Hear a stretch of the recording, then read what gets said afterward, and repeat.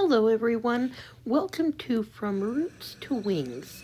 Today I'd like to share with you one of my favorite places, the Bear River Migratory Bird Refuge. Established by the United States Congress in 1928, the Bear River Refuge is located in the United States in northern Utah where the Bear River flows into the Great Salt Lake. It is about an hour drive north of the Salt Lake International Airport, just off of exit 363 on I-15, or about 40 miles south of the Idaho state border. As you enter the refuge, one of the first things you'll encounter is the visitor center. The visitor center is open Tuesday through Saturday, 10 a.m. to 4 p.m. Mountain Time. I highly recommend a visit. As you continue on, as we will do in this video, you will encounter the 12-mile-long auto tour route. This is a one-way route, and most serious bird watchers drive it very slowly with lots of stops, so allow plenty of time.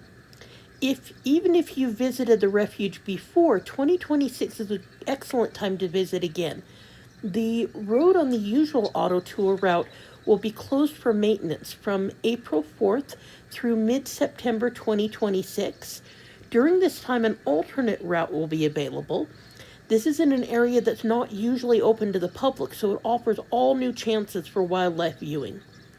The Bear River Migratory Bird Refuge contains 74,000 acres of mudflats, open water, and marshes.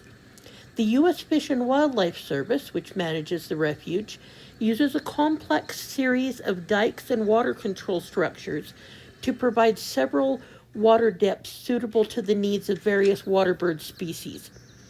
Over 200 species of migratory birds stop off at the refuge to feed and rest along their journey. 67 species have been recorded nesting and raising young at the refuge. In future videos, I will introduce you to some of these individual species.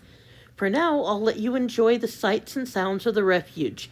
If you enjoyed the video, please like and subscribe.